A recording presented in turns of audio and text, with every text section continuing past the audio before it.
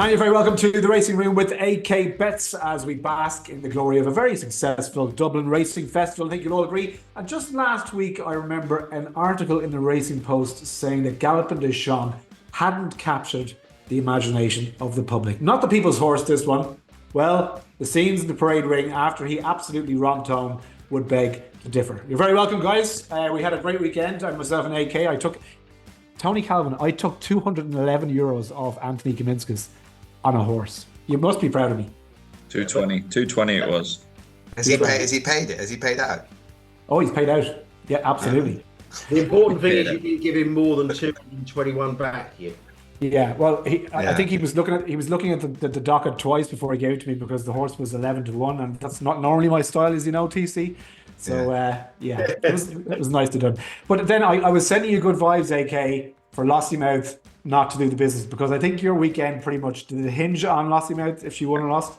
Yeah, it pretty much did in the end. That's essentially what it came down to. Yeah, the first day was just results wise. We've probably not experienced anything like it, to be honest with you. Like everything we did was wrong, and Margeborough was the one that we really wanted to like. The results prior to that were just they fell that way. Had to get after final demand, got weak on the off, and we chased it out, and we paid the price essentially. Margeborough was the one that were the other results in between just they happened, and there was no getting out of the way of them. Margeborough was the one we really wanted to take on, and we got handed our arse, you might say. And the last two races were kind of irrelevant on the first day, and then so losses wise, I think that's the most we've ever lost actually on the track. On the Saturday, and then on the Sunday, it's not the most we've ever won, but it's the most we've ever turned over on the Sunday, which was surprising because the crowd felt slightly lighter. But I think maybe just because of people having money in the pocket after day one, the average bet was just a lot higher. Whereas your average bet might be 20, 25 quid or something. Your average bet was like 75, 100 quid. Like just a better class of people, AK, on a Sunday. All the church-going folk, straight from mass, out with all their money. That's what you get on a Sunday. Yeah. Isn't that right, Harry? Absolutely. Yeah. I have two questions for you, AK. The first is, I know you were keen to take on Margeborough, and that's fine. Did you not see the message I put up in our WhatsApp group about my little treble for the day, including Margeborough? No, you just completely ignored that, did you? Yeah, you don't rate my opinion at all. No, as soon as you start mentioning multiples, I kind of move on to the next group that I'm in. To be honest, can I ask you something, Anthony? No, I don't think I've heard asked of any bookmaker. Oh, go on. How much would the ring and yourself would have copped if Lossiemouth had brought State Man down? No, it would have been 40. Would it been the result of all results?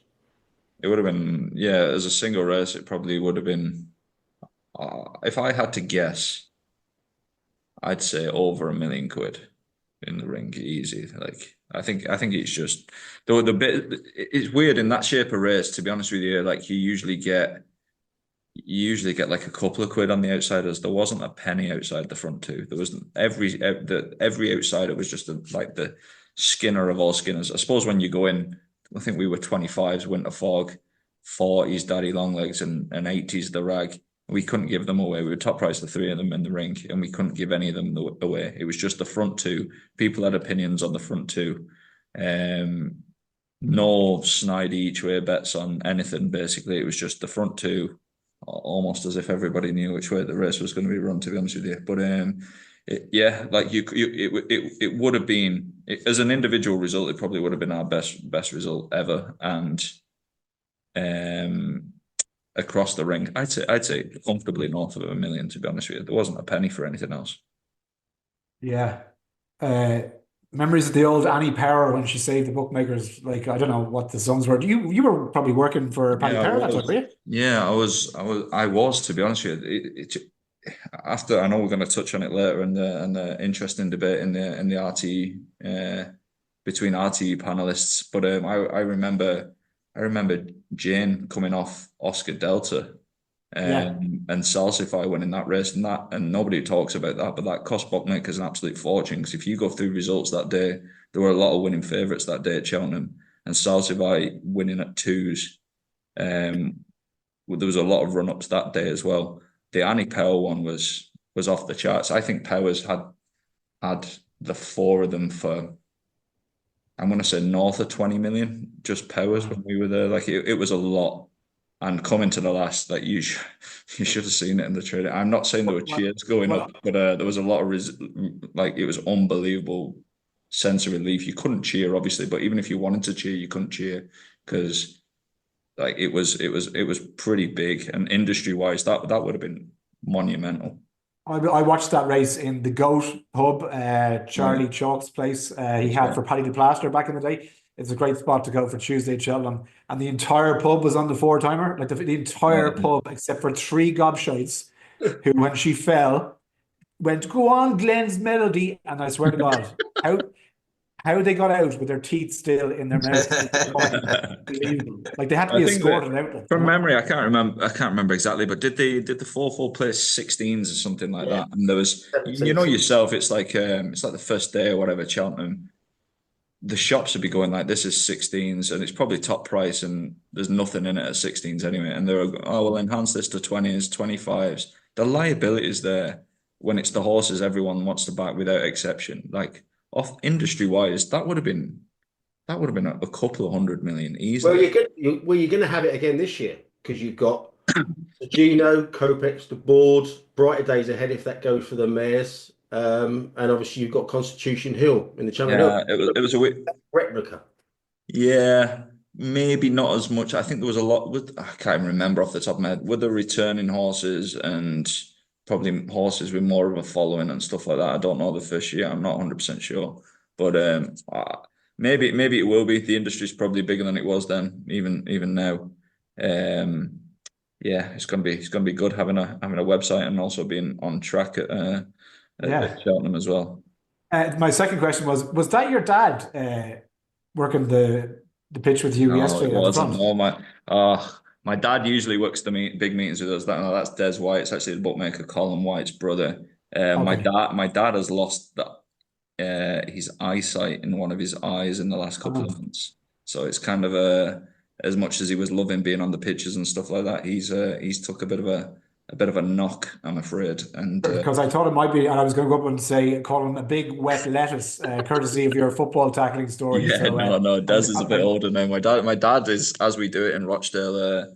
My dad is young enough. My dad's 60, so yeah. I'm glad I didn't go with insulting an elderly gentleman working on your pitch. So, right. The festival overall, like TC, like there's plenty to talk about. Really, Willie Mullins had a great weekend. It wasn't perfect, Gaelic Warrior, obviously, but for me, Copac de Board yesterday was just jaw dropping in terms of the performance, and obviously Gallopin de Champ was brilliant for the masses on Saturday. What did you make of it overall?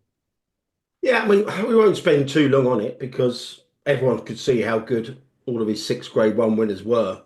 By the time this goes out on Tuesday, late Tuesday morning, probably, it really would have been done to death. But yeah, just going through them all, obviously Gallopin de Champ, you've already touched upon, wasn't his best performance by a long chalk, but he's just a machine, isn't he? Just a winning machine. Copac de Board was hugely impressive. 9-4 immediately after the race. I think you get 11-8 in a few spots now.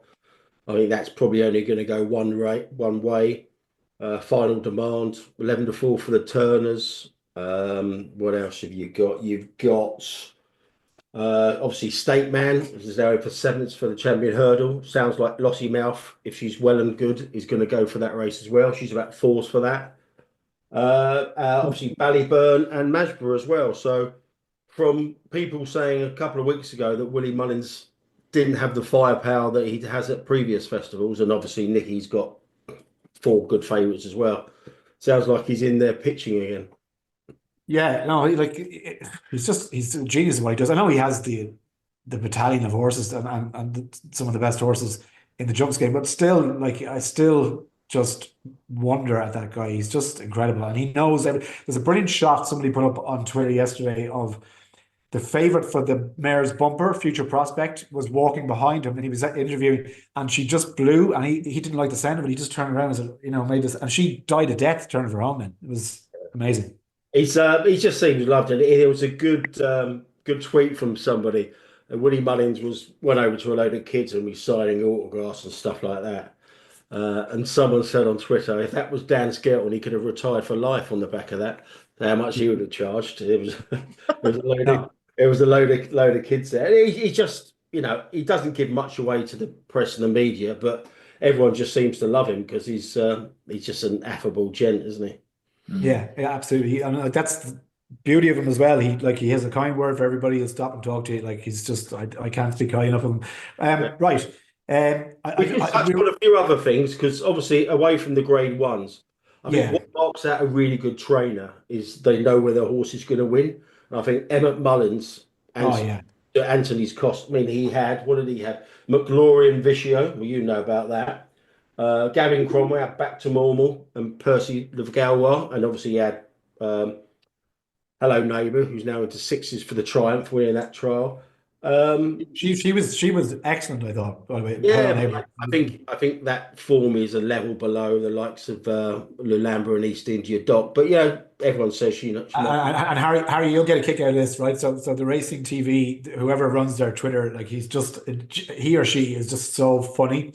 So when Hello Neighbour won, right, they took a clip of Jerry Hannon, the racecourse commentator, Hello Neighbour, and the caption was, get on this, what I say to the guys who've just moved in next door. Very literal sense of humour. Like what in the name of shite? Like is it like I think they're just doing it to wind me up now. What? I was waiting for the punchline there. I was like, do I smile? I'm not getting it. Like they've a bit to go to catch up with Paddy Power and Ryanair back in the day. What I say to the guys who've just moved in next door. Hello, neighbour. For fuck's sake, lads. I mean, just like why? Anyway, I shouldn't get so annoyed about this stuff, but it's just... No, I think it's just. We want to talk Sol-Ness and you. Okay, right. Well, okay. Just briefly then, right? I'll give you my take. And we were talking about this before we went on air, and I said to you guys, I wasn't on Twitter today because I got a good bit of stick yesterday, which I don't mind. It's fine, but I just wasn't in the mood to look at it today. But the long and short of it is, when Sol-Ness took that lead, right, and we were watching the race, myself, Davy Russell, Andy Mack and Jane, and I said, what in the name of Christ are they doing? Letting that horse go again. The same thing that happened at Christmas is happening again, and he had a 20-length lead. And I just said, that's crazy. Like if you do the same thing and expect different results, it's just madness. And we had a big old kind of, the three of them said, no, the jockeys, they were going as fast as they could, blah, blah, blah. And I just disagreed with them. But yeah, it got a bit of exposure. Most interesting thing to happen on RT Racing for a while, I'd say. It was good. It was really good. I don't understand. To be encouraged. Like all the people getting help over it. Like, what's the point of covering racing and having bland opinions and everyone agreeing with each other? It's as boring as anything. I thought genuinely now, I'm definitely not blowing smoke here, but like I thought you did a great job. I think I agree. Anyone else presenting would have glossed over that and it would have been a nothing conversation. And it was the conversation that everyone was having on track. I was stood next to Jimmy and Anthony Hayes, the two bookmakers stood next to me, and he literally went off in front. There was a horse that tried to take him on. He battered that for the lead, went on 20 lengths ahead. And we just looked at each other and went, oh, Jesus, like, I can't believe this has happened. And like, I think from my point of view, the betting reflected everything that we thought as well. Like, obviously we be keeping an eye on the betting and running as we're watching races, as well as watching them and doing a bit of this and seeing where we stand in the book and everything. Sol-Ness was 6-4 as soon as it went 20 lengths ahead, 6-4.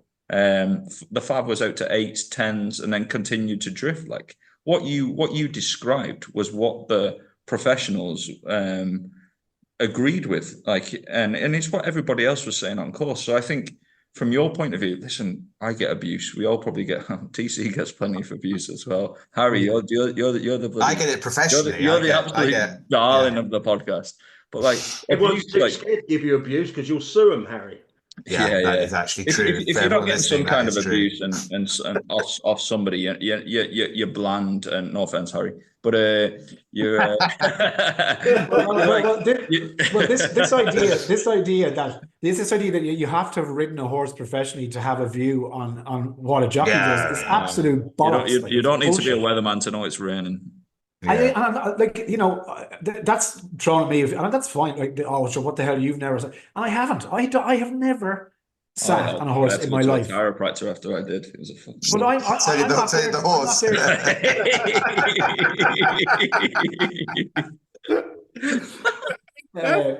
But anyway, I just I'm not there to be the horse racing expert. I'm there as the mug punter, as Ted Walsh called me. You're mug punter. Like that's my role. You know? Yeah.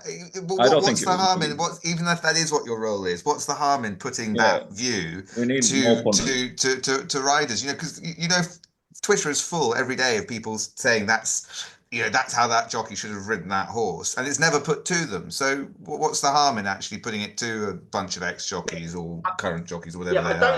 I don't know if you backed it, but really, one thing that really gets my goat is people say, "Oh, you're talking through your pocket." Now, I think if you had a bet on that race, it gives you more qualification to go after the ride and question it. But it's kind of like it's like if I've got an electrician turning up and he doesn't come here, and I've wasted a day waiting for him, I'm going to be more annoyed about that. And people might come and say, "Oh, just chill out a bit." You know what I mean? It gives you that. And one thing that really struck me about all this is, it was I like everyone else. I listened to that clip, and there might have been more either side of it, but it just struck me as people talking common sense and having a disagreement.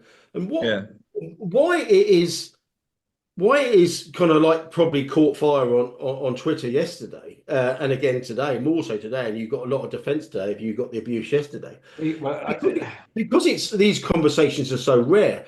I thought the only other time I've heard that this season is when a Hoy Senior was given a highly questionable ride first time out in the Old Rowan, and Tom Scudamore was on the ITV panel, and obviously he is the son of one of the co-trainers of a Hoy Senior. And that's the only other time I can think of people questioning rides like that. They happen day in, day out, and they are never questioned. There was last week we touched on a Roco and Delta to Work. I haven't seen those rides questioned anywhere in the Racing Post, even though they were questioned by the stewards on the day and Sean Parker was interviewed by Lydia on our Racing TV. People just shy away from it. They should confront it. They're terrified, and I didn't even think that. I think the people replying to you, I didn't think there was anything wrong with the replies they were given as well. To be honest with you, it was good to have a robust debate and you putting your side forward forcefully and eloquently. I thought it was absolutely fine. I think it was the most interesting thing that's happened on RT racing in years. Like, it was good. Yeah, there should be more of that, not less of it. Yeah. And like the thing about it is, like, I wasn't out to insult anyone or and this is the thing about sport, it'd be so boring and bland if everyone agreed the whole time. You're supposed to have different views. You're supposed to express it. I mean, that's just my thing. Look, I'm not making a big deal of it, but I'm going to read that just before I go to bed tonight, and I'll either be awake with nightmares, Tony, or I'll be. No, you'll be pleasantly surprised. Because people are sick of questionable rides just being brushed under the carpet. I think it's why. Yeah, I also think it's why this podcast has quite a bit of traction. I think it's why the Bar Stewards podcast has quite a bit of traction. I think it's why corporate bookmakers podcasts have no traction. People just want to hear people give honest opinions, whether you agree with them or not. That's all people want. And I think your case, I agree with everything you said. And even if I didn't, I think it was a great. Even if I agree with Jane, I think it was a great debate. I think it was absolutely fine. Yeah. More of it is what should happen. Yeah, and sure, we were like when we went to the ad break, the three of us were laughing, and four of us were just, I was going to ask you, because it ends with you saying we're going to continue with this into the ad break. I was going to ask you what happened next. Yeah, well, I said to Andy, if he opens his mouth again, I'll box the head off him. Pretty much. I bet you wouldn't say that to Jane. She's the scariest. She's the scariest. She would eat me alive. But the thing about it, during the race, right, when he went, I went and said, what the fuck are they doing letting this horse go? And Ali goes, he can't win it. Bet you 20 quid. I said, right, you're on. So that was what we were talking. I said, I'm trying to get him to pay me the 20 quid. Great day for me yesterday.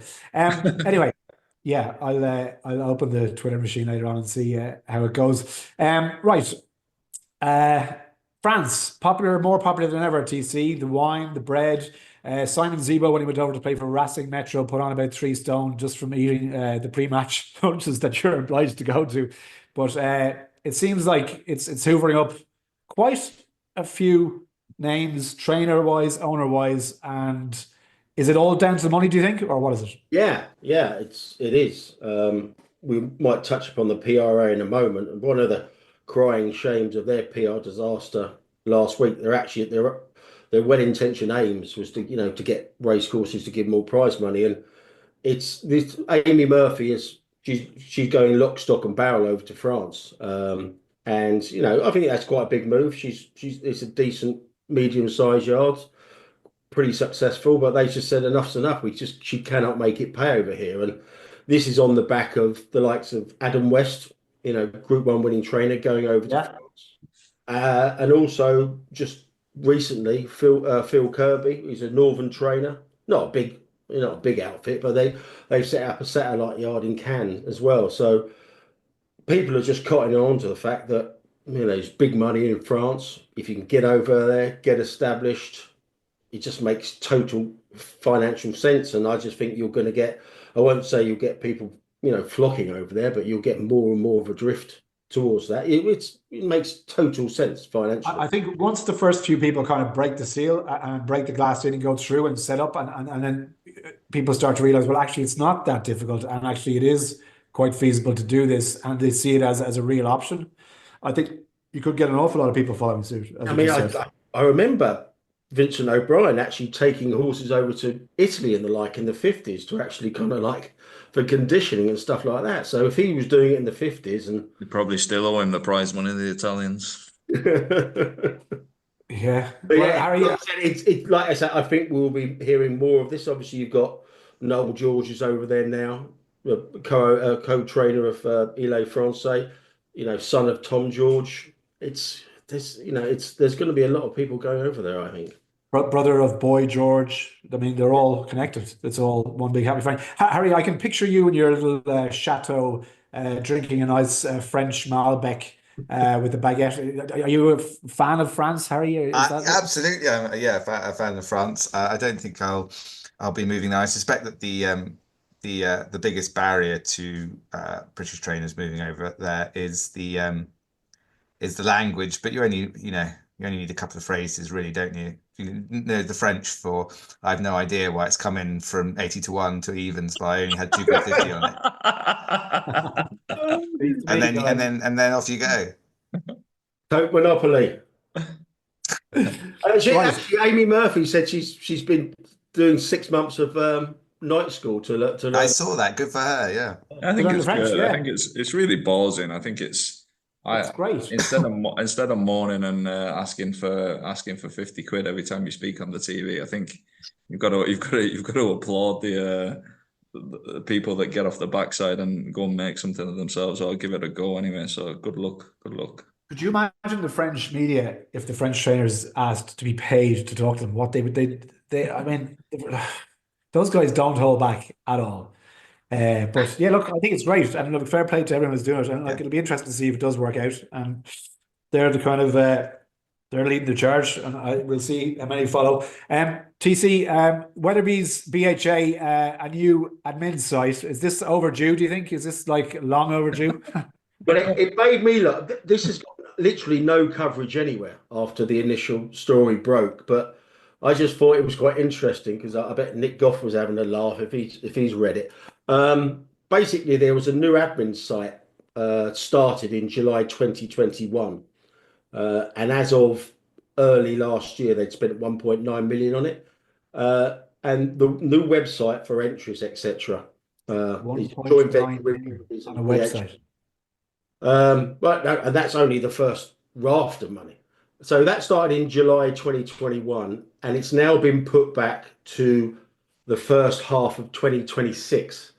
And this is just a website, and it kind of like is a microcosm of racing, and I wouldn't say incompetence because I don't know what's gone into it, but apparently the departure of one person has been part responsible for the further delay. It just seems the guy with the laptop. Yeah, he had all the passwords. He had all the passwords. He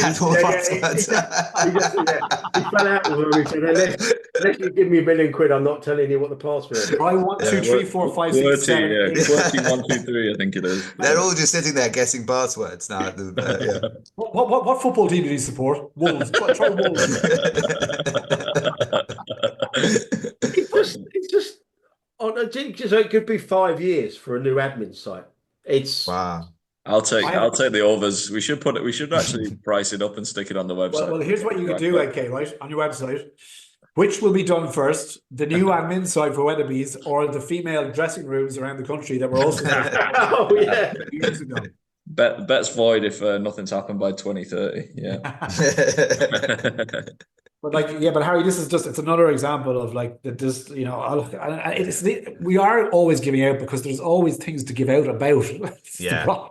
It's a great sport. There aren't many positives floating about, and there just seems to be a lot. Every time someone tries to do something, it tends not to be done very well, does it? I mean, that's one of the huge problems. Yeah, there is a flight from competence in racing, and there has been for some time. It isn't a meritocracy, perhaps never has been, but too many people get too high up on the basis of having once been third trainer to someone straight after university, and suddenly they're head of some organization in horse racing 2 years later. There just aren't enough good people in the sport, basically. Is that what you find, that it's more a case of, well, you have a background in racing, therefore you must be competent to do this job without actually... Racing is far too quick to say, particularly if you've ridden. There's a sort of snobbery amongst a certain set in racing that, unless you've fallen off a horse in a race, really, what are you doing getting involved? Well, exactly. This is why one of the many reasons, AK, you should be head of the BHA. There too much emphasis is put on your horsey credentials in terms of picking and choosing the people who should be put in power. And actually, dare I say it, too much has been in recent years put on bookmaking credentials and the belief that if you know how to bookmake, you know how to administer racing. And they need to try and just find good people who don't necessarily. This is why this chair is potentially an interesting departure, the new chair, because he's not really from, I don't think he's got a racing background at all, is he, Tony, the new chap? No, I can't remember his name. No, Lord Allen. Yeah, Lord Allen, exactly. No, I think he had a tentative. He used to work for one of Michael Table's firms, maybe, but that is a. Oh yeah, no, he still does, doesn't he? Global, which we're going to potentially come back to later. Who own LBC? Yeah. He has many chairs in many different kind of industries. Yes. Hello, my name is Anthony Kaminskis. I'm the new chair of the BHA. Just get around there. I'm just finishing off this Chinese. Just sit down there and I'll be with you. That's what Will Woodhams is retired to do. Sit on a load. BHA sponsored by AK Bets. Yeah. Right. Okay. Well, look, which will we finish first, the dressing room or the website? Christ almighty. We're actually here. Like that's a genuine question. Right. On the BBC last week, TC, Will Prochaska, if I'm pronouncing that correctly, was talking about problem gambling. And Ireland had a similar conversation here about a year ago. Ronan O'Gara's brother is chairing up some sort of, not the equivalent of the Gambling Commission, but something similar here. And he quoted some wild statistics that were unchecked. And he was just allowed free rein to say that, 50% of people who have a bet have a gambling problem. Is this guy as bad as that, or? Well, it's probably more one for Anthony and Harry. But yeah, I just saw the clip on X Twitter that this Will Prochaska said that. Did he say that 14% of people have a problem with problem. But how do you define having a problem? Like it's a huge kind of sub argument going on in racing about the use of statistics in gambling, about the use of statistics, and it's a very strange explanation. He doesn't explain it well. He extrapolates from 1.5%, and he says that means 14% of adults. Yeah, I mean, to 14% of adults bet in the UK. Perhaps they do, but I mean, it's an extraordinary. But they bet enough to even have problem gambling. But you have to remember that there are all sorts of people floating around some pretty weird ideas of what problem gambling is. I'm not suggesting he's doing that, but the one thing they've all got in common, they've all got their hands out. I think these guys, people like him, just do problem gamblers a disservice. And okay, the big issue here, as I see it, is that they throw out these statistics, right? That are very printable on the front page of a news or wherever you want to stick up your headline. 14%, and everyone, oh God, and people who are not educated because they don't have an interest, or they're not really, but they take that and go, Christ, yeah, is it that bad? And nobody checks them, nobody counters and say, well, where did you get these statistics? How do you define problem? What research have you done? And they're just allowed to peddle this crap that makes nice headlines and just does a complete disservice to actually what's happening and the whole industry, as I see it. That's right, and there are some on the anti-gambling side who've made arguments that you should. This is really bizarre, but that there are problem gamblers who have never gambled. So they are counting people. Quite how that works. Addictive personality, is it? I guess they're looking at, and they're saying, or they're describing them as potential problem gamblers because they just haven't found gambling yet, and they're trying to count those in some kind of statistics. Stick that abortion in the crime stats as well while you're at it. I'm a potential heroin addict. I just haven't, I know. It's insane. Like, where's the logic on this? There's no logic in that, but it is, as you say, it's permeating mainstream thought is the real danger, and it's changing it. There was an interview on, there was like a segment on LBC that we all listened to earlier, and it was dreadful because the journalist running it was just started from the point of view that gambling is a bad thing. She kept using the term, but advertising normalizes gambling, and she had a caller on who just said, but what's not normal about it? Yes, okay, you can have people who become addicted to it, but it's not in itself abnormal. You're not kind of like pushing heroin. And they just didn't. She didn't get it.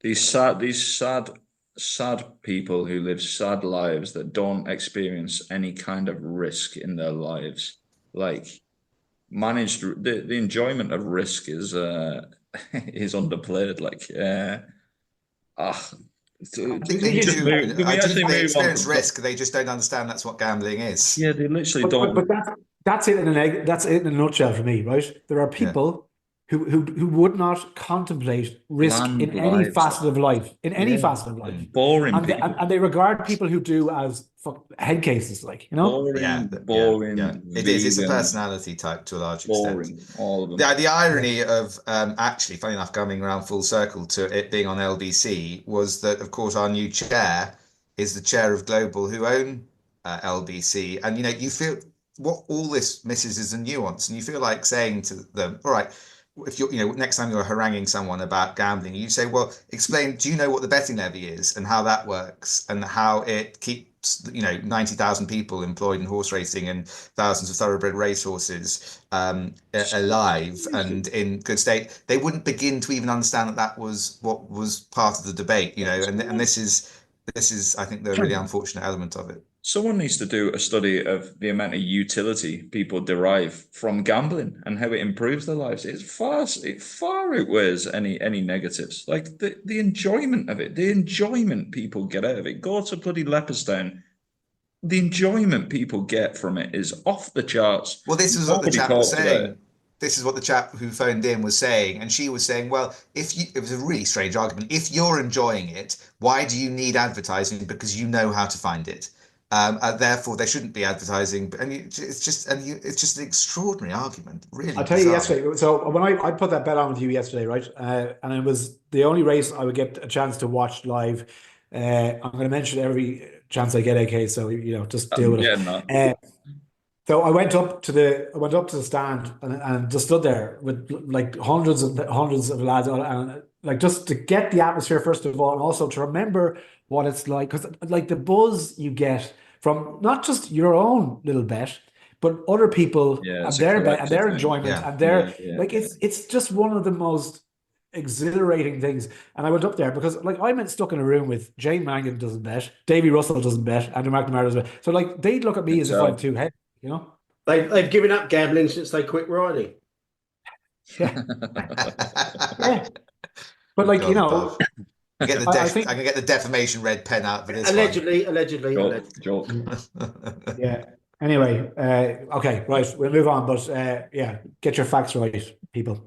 Right. The PRA update, Harry, Legal Eye, can you give us? I mean, it's not particularly legal issue. Obviously, there was it's been called a U-turn. I think embarrassing climb down is probably a better phrase for floating this bizarre thing that they weren't going to talk to the ITV journalists on Saturday, and then when everyone called them basically a bunch of twits, they changed their mind and said it wasn't good for racing to do it. Apparently it was good for racing 3 days previously.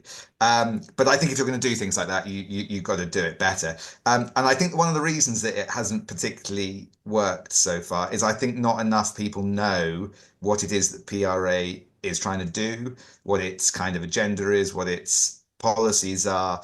And I think that, even to the extent that quite a lot of the trainers don't particularly want to put their head above the parapet.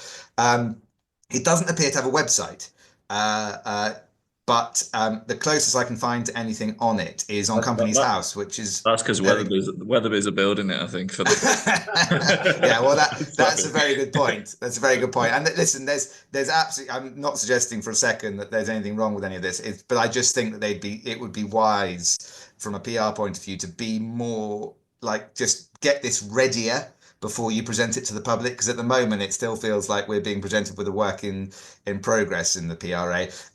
There is a company Add it to the list, Harry. Website, changing rooms. Yeah, PRA website. Exactly. Anyway, Professional Racing Association Limited, which I'm assuming is the same thing because it's got Peter Saville as its main shareholder. Interestingly, he is not a director of this company. Now, I'm assuming this is the PRO, and the only director is another Saville, who I think must be his son, Tom Saville. I tell you, Harry, all the Savilles I know are just not very nice. All of them. Yeah, I think it's important. The three Savilles I know, you mentioned two of them there. There's another guy who's not, I just don't like them. I don't know. Yeah, so I think it is important to distance them from anyone else by that name. It's spelt differently apart from anything else, and he's definitely not a director or shareholder of the Professional Racing Association. Yeah. No. I just all I'm saying is I'm looking forward to meeting a Saville that I actually want to hang around with. That's all I'm saying. Yeah. That's all I'm saying. Well, look, these might be your guys. Thomas Harry Saville might be it. But I suppose my point is one of the things that they want to do, and again, I don't think this was brilliant PR, was to come in and say, we want money. What for? Well, for us, so that we can run ourselves. And you sort of get, again, it's not the most appealing, in a sport where everyone already thinks there are lots of organisations vying for funding. I'm not sure, again, that was the most brilliant way of launching their kind of trainers wing of their operation. I am all for a disruptor in horse racing, and I think that it probably does require something like this, but it probably needs to be done a bit better. Really, next time. What do you want the money? What do you want the money for? Well, we're all moving to France to set up a new career, and it's not cheap to go over. And logistically, we got loads of boxes. So, that's where the money is. TC, right? Yeah. Yeah. Hey, we've met this guy called John Dance. Where he's anyway. Hey, TC, did you back anything in the rugby the weekend? Did you back Italy on the handicap? What did you do? I know you like to punt a bit of rugby. You're going to really hate me here.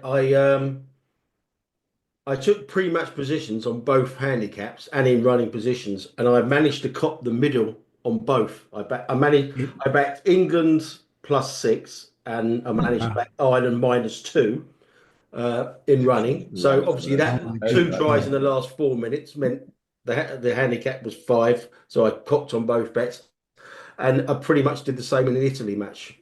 So yeah, it was a good rugby punting.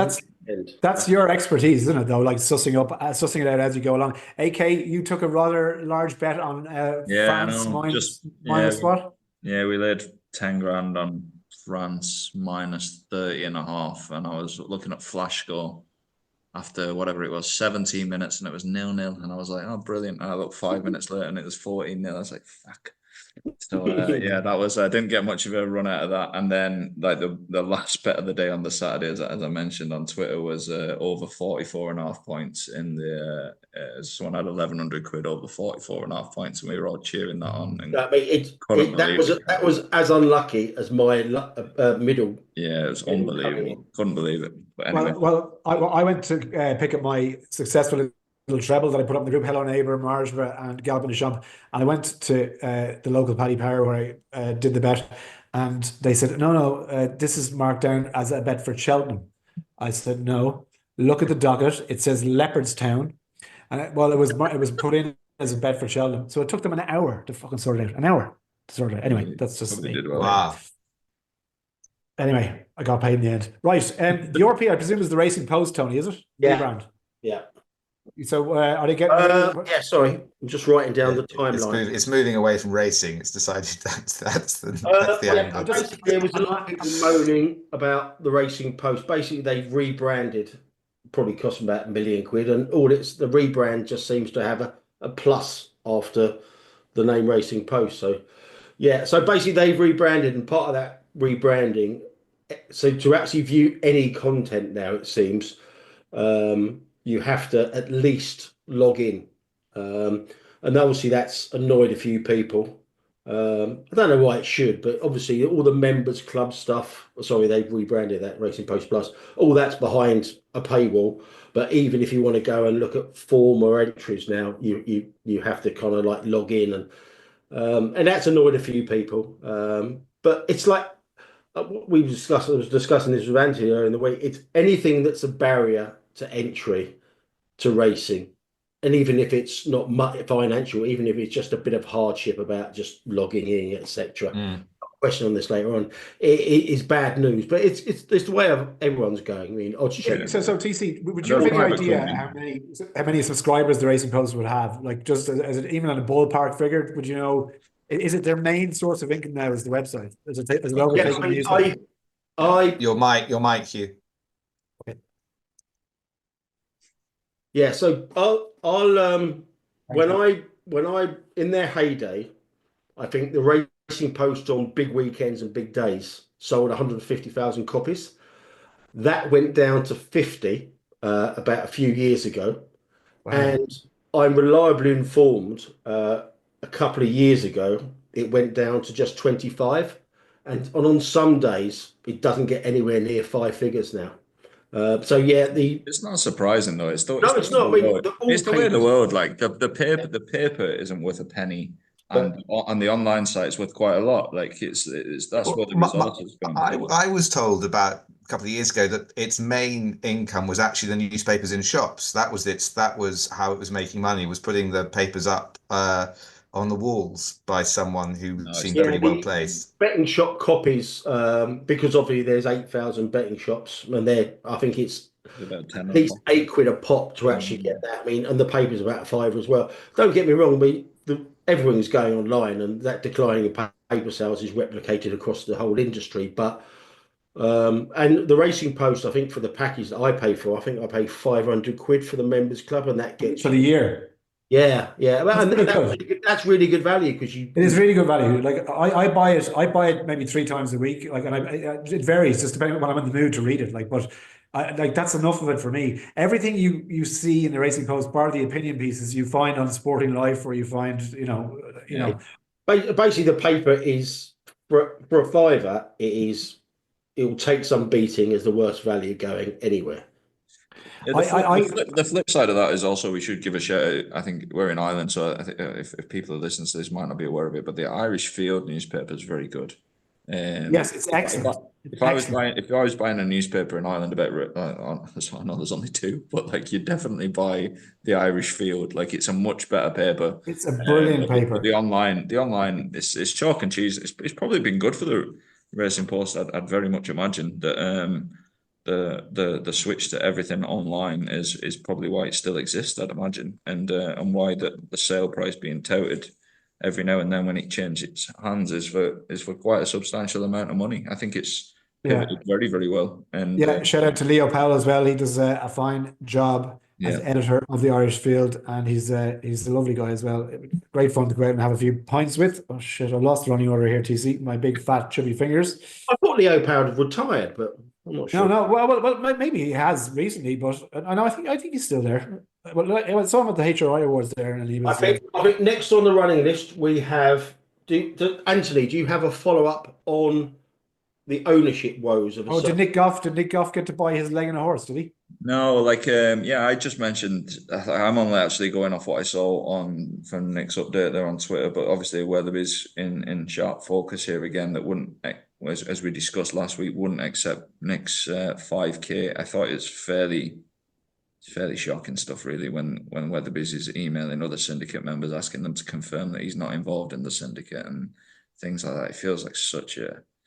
But hang on. Can I ask you what if he was involved? Who the fuck cares if he was involved? Well, I think they probably, from a bank perspective, they're probably, whatever rules they're applying, they probably need to check that stuff. It's whether we think the rule is an ass, I suppose. But it's like it's an investment like anything else. Like it's a private investment. Like it's gone bananas. It feels like total.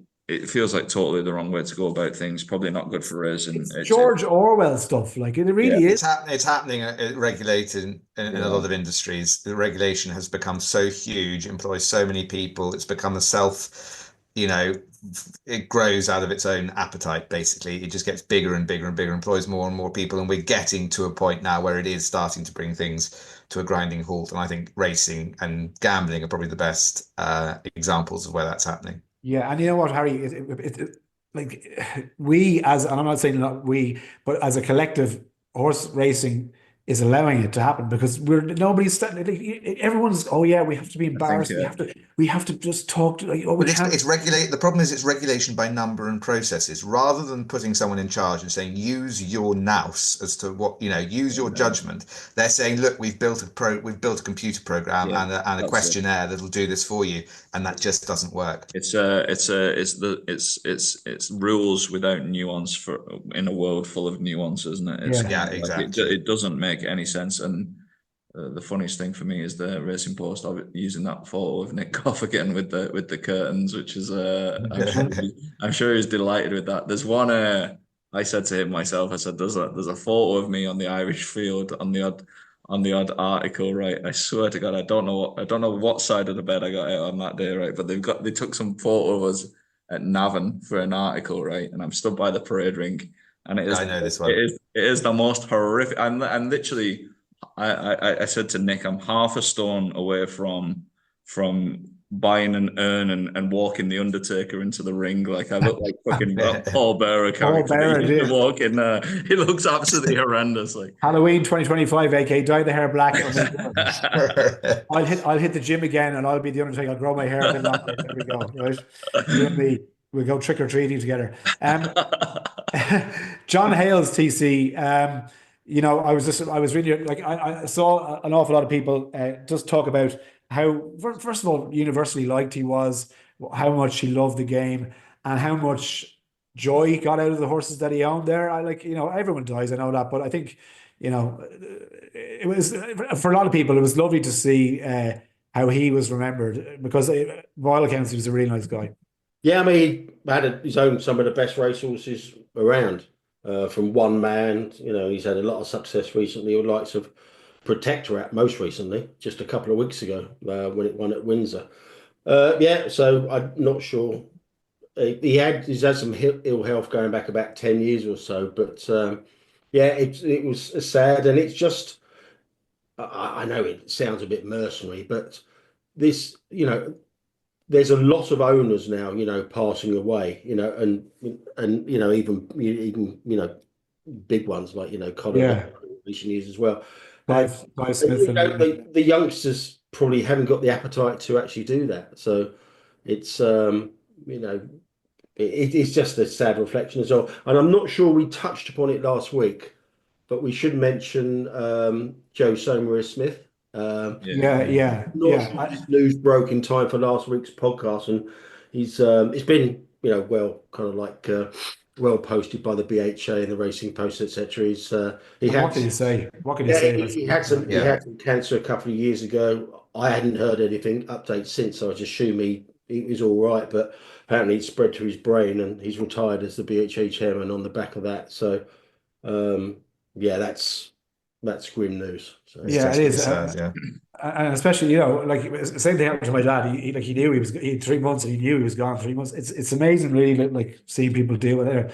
But obviously, it's kind of difficult to find the right words. It's my father died of that as well. We took him in because he was just like losing his memory and stuff like that. They took him in, did all the scans. My sister worked at the hospital, so we got him in the same day. And they just came back and said he's got 2 to 4 weeks to live. There was so many kind of like stuff going on in his brain. They couldn't count all the tumours. It was it can creep up on you and just knock you within a month or so. Absolutely. And then finally, before we go to questions, if people who have just started following the podcast and just tuning in and they find it great and we're a good crack and we're all getting on swimming, it's been a work in progress. The first 2 episodes, TC and AK went on and on about the Tote. So much so that I actually they bloody did, didn't they? Yeah. I thought about ending my life at one stage. Like, I completely lost them. Yeah, no, I agree. Yeah. Me and Harry, the cool kids, got to listen to the old fogies there talking about the Tote. But Tony, I had to Google Tote. Keep it short. No, it's we. I'm not sure who was copied in on the email, but I got it. I think Anthony might have got it as well. A guy called Alex Parker has looked into. Be careful what we say. He's looked into internal seeding of the Tote into the road markets, especially the place pot, and he's done a massive report. He sent it through as an attachment, and I haven't read it all, but it sounds like the Guardian have got hold of this as well this evening. I haven't read the Guardian article because it literally just the copy of that has just been sent to me now. So be interesting to see what Alex Parker's come up with, if there's any validity to his claims. He's making some pretty strong, strong claims there. So, like I said, at the moment, I don't know. It's probably something that we should kind of like read properly and maybe come back to you next week. But it sounds like there's a Guardian article come out on it tonight. So I'd expect all the racing media to ignore that as they did. Yeah, if some of the stuff that's mentioned in that is in any way true, I don't know how it can carry on. Like it's I don't know how anyone could have any faith in it if some of that stuff is true. You'd hope it's not. But if the Guardians run it, I mean, the Tote will have to respond to it. You would have thought, but they might have done in the article. We don't know. We haven't had time to digest that. Okay. Yeah. Here are a few questions then. This one's about me. Rover Joy says, any apologies from Cahill about the embarrassing moaning on RT about Sol-Ness talking out of his pocket rather than listening to Davy Russell? No, I'm absolutely not going to apologise. I was talking out of my pocket because I was waiting on Gaelic Warrior for a treble that didn't come in. But regardless, if I didn't have a bet on him, I would have had exactly the same view. And by the way, you got 20 quid back from McNamara. Exactly. And also, Kevin Blake texted me, by the way, about a couple of hours ago, and he said he went through the times and the statistics about the pace, and he said he totally agrees with me that it wasn't out of the ordinary, it wasn't a crazy pace like that he went off uncatchable. Anyway, it was just nice to get it. On another, I recognise that username as well. No idea who Rover Joyce is, but I remembered that username from a few tweets that we got tagged in about a year ago. One of them was anti-Cahill, one of them was anti-RTE. Not using his own name. Wouldn't read too much into it. Yeah, what can you do? People just don't like it. You get on. What can you do? Come for a pint with me, Rover Joyce. You'll see I'm a lovely lad. John Sibelia says, was this the best moment of the TV comedy scene in a long time, or did you see coursing 3 retired jockeys over open country in Leopardstown, asking them to explain the 20-length lead given to Sol-Ness in the Dublin chase? Lots of the butchers, but no answers. Go on, the ginger man. I haven't asked the connections, but do you think something must have been wrong with Gaelic Warrior? Yeah, he's definitely. He wasn't in the race at all. He was never in the race. Something must come out about that, because I know he ran really poorly there last year when he was beaten in a mile when he unseated or fell, and people were saying, oh, he doesn't like the track and stuff like that. But he was going to be pulled up very early at one point, and they persevered, but then they didn't push any buttons. I think something must come to light about that, and someone said, ask you this, and it's not nothing bad. Is it right that the stewards didn't inquire into the actual ride of all the jockeys that were beaten? Well, Marine Nationale kind of made a bit of headway and came. Gaelic Warrior to me just never looked right. Even in the parade ring beforehand, he's a quirky, odd horse.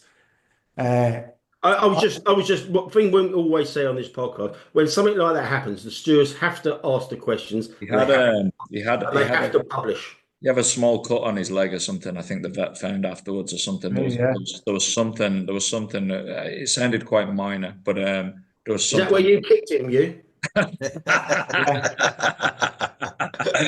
But one other thing to mention is he was very strong in the betting. Like, there was no lumps for him with us on course. I don't know about anyone else, but just like market wide, industry wide, he was very strong in the betting. Like, he didn't drift. There was no.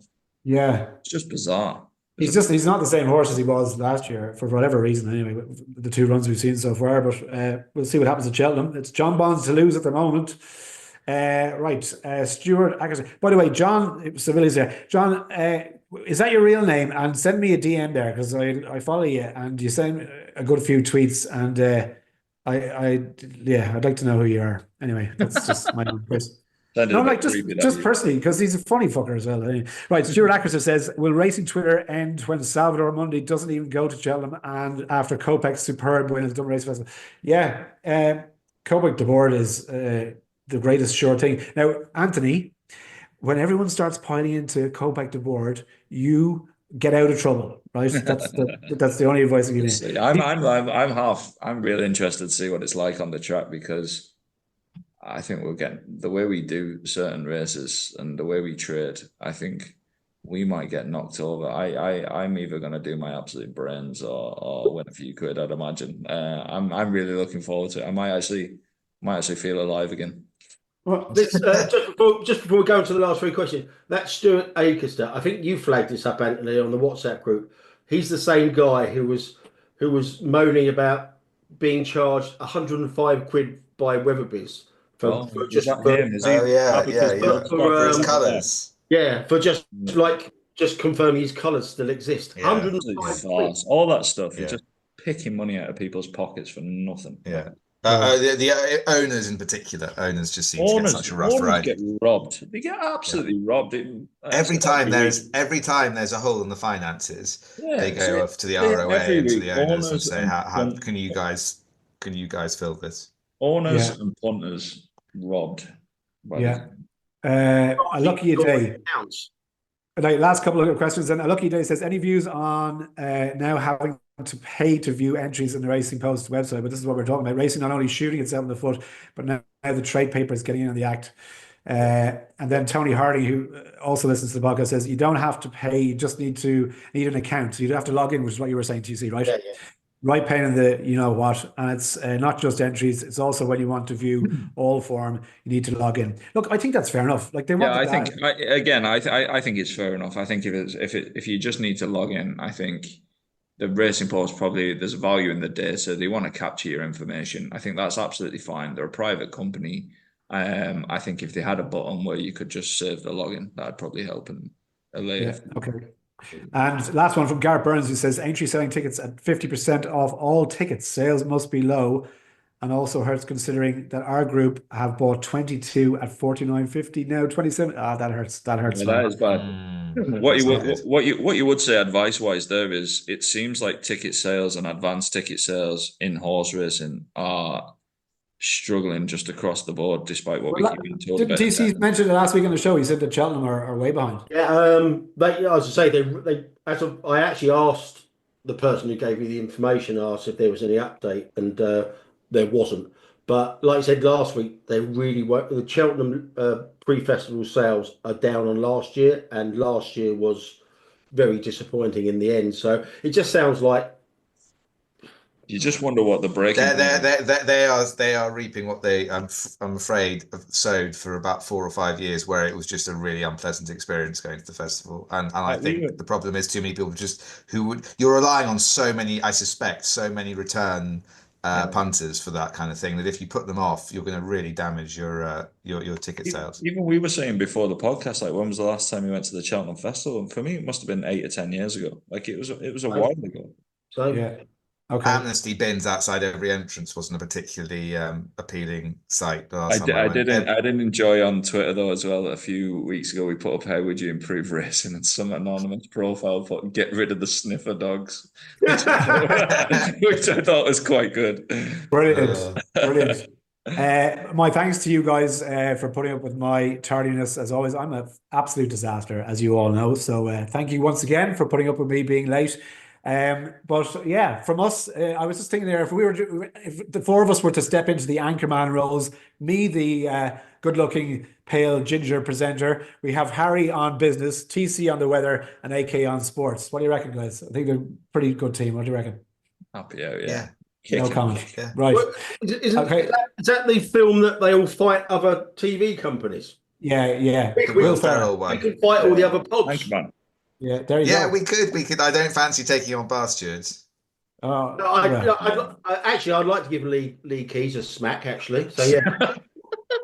Absolutely. On that bombshell, we will leave it. Thanks to the guys for the company, as always. Hope you enjoy the show.